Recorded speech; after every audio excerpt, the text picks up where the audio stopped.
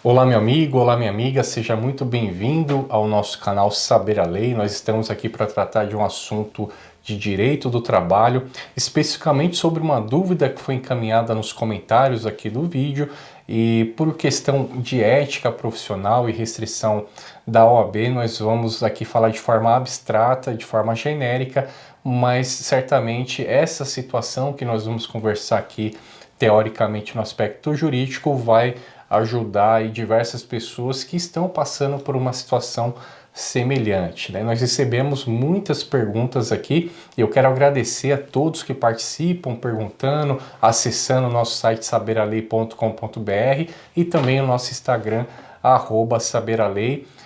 E quero reforçar o convite para você se inscrever no nosso canal e ativar as notificações. Hoje estou aqui com o Dr. Wellington para tratar justamente desse tema de doença ocupacional, de acidente do trabalho, de demissão por justa causa, como anular, e nós vamos analisar aqui um caso concreto. Doutor, tudo bom? Boa tarde. Boa tarde, doutor. Tudo bem? Perfeito.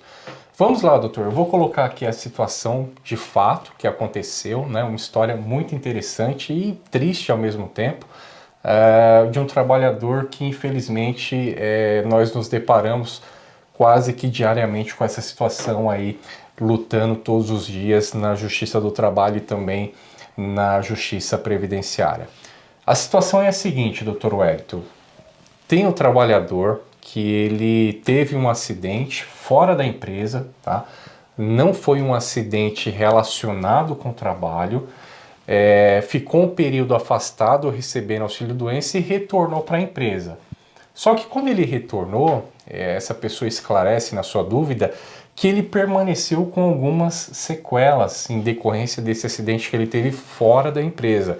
Então ele apresentou os laudos ali para o médico do trabalho, apresentou toda a documentação clínica e nessa documentação clínica estava ali especificando que ele não poderia exercer atividades que tivessem um esforço físico exagerado. E assim ele o fez, tá? Voltou para a empresa, apresentou a documentação médica ali, todo o seu prontuário médico para o médico do trabalho e retomou suas atividades. Só que aí começa toda a polêmica, porque ao receber esse trabalhador nos seus quadros, doutor, a empresa ela desrespeitou totalmente a orientação clínica, a orientação médica de não alocar esse trabalhador em uma função que pudesse acarretar um agravamento, um prejuízo ao seu quadro clínico. Ou seja, ele tinha que executar alguma atividade que não gerasse um esforço físico exagerado para ele não ter ali um problema ainda maior agravado. E a empresa desrespeitou essa orientação médica, colocou ele numa atividade onde ele tinha que executar essa função com esforço físico e o que isso desencadeou? Isso desencadeou um agravamento, né, da sua incapacidade, ele chegou ao ponto de não conseguir executar sua atividade todos os dias, então ele teve que faltar alguns dias e apresentou os atestados médicos para a empresa, e a empresa simplesmente não aceitou esses atestados médicos apresentados ali por esse trabalhador, e mais, né, que é um absurdo, e eu queria que você explicasse isso, aplicou uma demissão por justa causa, né, esse trabalhador. Então vem a pergunta, doutor, nessa situação, esse contexto que eu coloquei, primeira coisa que eu quero saber, a empresa agiu de forma correta dentro da lei ou não? E quais as consequências? O que pode ser feito, teoricamente, dentro do arcabouço jurídico para que esse trabalhador tenha ali os seus direitos preservados, doutor? Valdemar, no meu entendimento, a empresa errou. Quais pontos que a empresa errou? Primeiro ponto, uma vez que o trabalhador possui um atestado médico, possui uma recomendação médica, ele não poderia carregar peso, não poderia fazer as mesmas funções que ele fazia antes do acidente, a empresa tem que obrigatoriamente colocar em uma outra função. Isso a empresa não fez. Esse é o primeiro ponto. Segundo ponto, mesmo o trabalhador continuando a fazer essas funções, isto é, agravando a situação dele, agravando o estado clínico dele, ele teve que, por várias oportunidades, faltar à empresa. Mesmo apresentando todos os atestados, comprovando as faltas dele, a empresa ela fez o quê? Aí entra o segundo ponto, erro fundamental da empresa. Aplicou a justa causa. Mas por que, doutor? Por que a empresa aplicou a justa causa? Por causa das faltas. As faltas deles não foram justificadas pela empresa, muito embora tenha apresentado os atestados.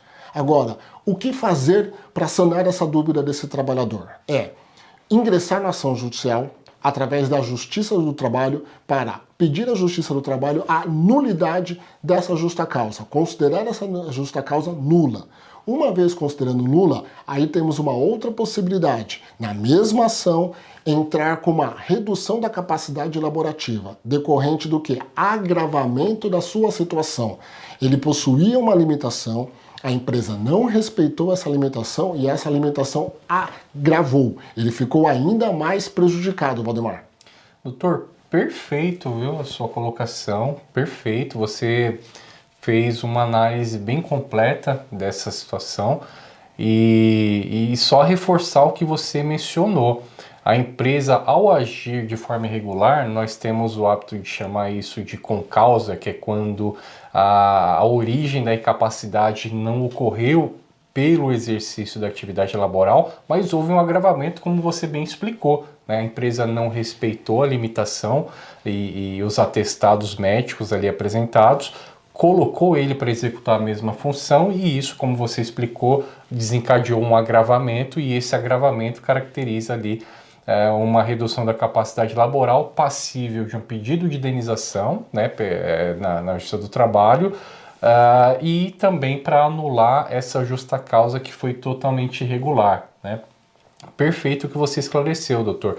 Eu quero só fazer aqui um pequeno complemento, se o senhor me permite, sobre essa sua explicação que foi excelente, que isso também, essa circunstância também desencadeia ali um pedido na Justiça Federal de uma concessão de um benefício por incapacidade. Então, além desse trabalhador poder buscar na Justiça do Trabalho a reparação pelo agravamento do seu quadro clínico, pelo agravamento da sua redução da capacidade laboral, ele pode buscar também na Justiça Federal a concessão de uma aposentadoria por invalidez, de um auxílio acidente ou de um auxílio doença. No caso, esses benefícios tiveram seus nomes modificados pela reforma da Previdência: auxílio por incapacidade temporária, auxílio por incapacidade permanente, e o auxílio acidente permaneceu inalterado mesmo após a reforma no que diz respeito